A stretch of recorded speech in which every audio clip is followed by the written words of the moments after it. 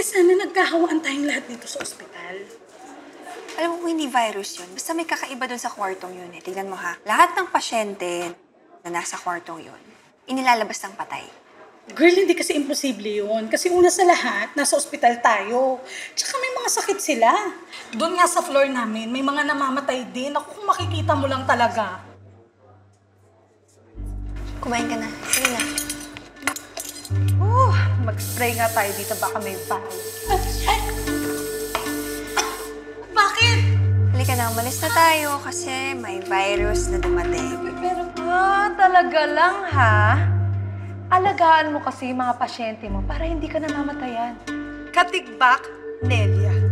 KN for short. Killer Nurse for long. Ang yabang mo talaga. Ang landi-landi mo naman. Di bali ng malandi. At least ako, nakakabuhay ako ng dugo ng mga nilalandi ko. Eh ikaw, lahat ng pasyente mo namamatay. May palad ka ata sa puti. Girl, tara na. Tayo na lang ang umiwas sa virus. Sayang ang pagkain ko. Ganito na lang. Titake out mo na lang. Tayo.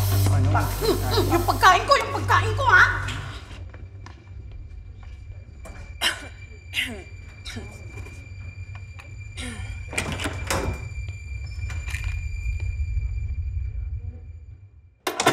Good morning po.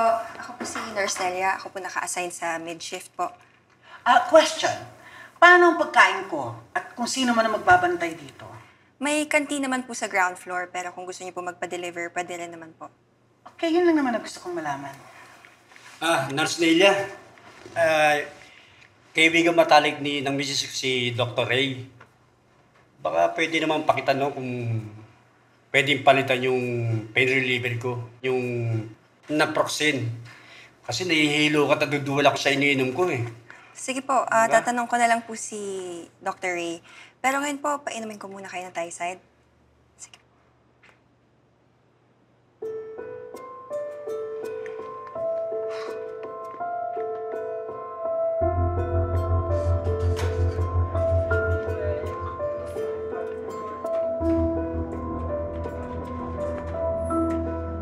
Nelia, sorry dun sa kantin kanina.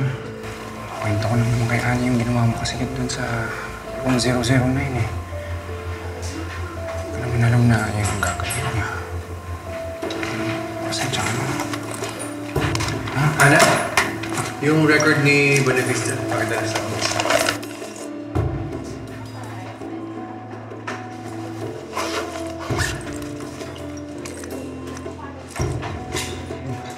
Nelia.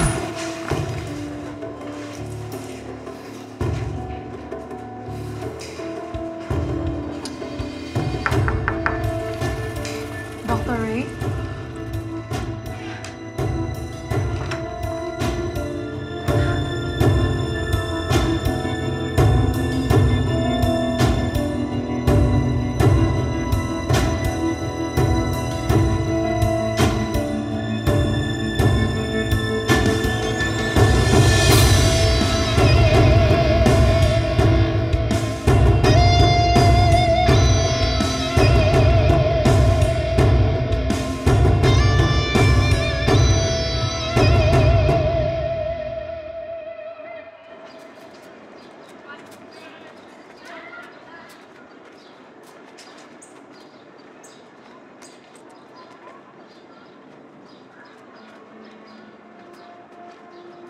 Magandang gabi po, ma'am. Ikaw si Marco. Apo. Ito pala yung pinabibigay ni Dr. Ray. Sige po. Bali sa makalawa na lang po, ano? Sige. Sige po. Mauna na po ako.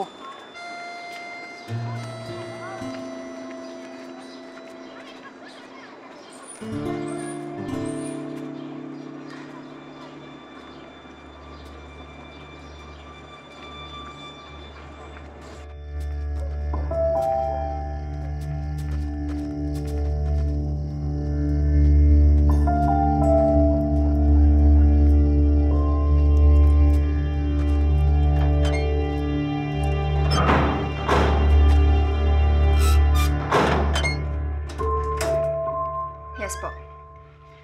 Pareho lang din sa ospital na pinanggalingan ko dati. Update ko na lang po kayo next week. Sige po.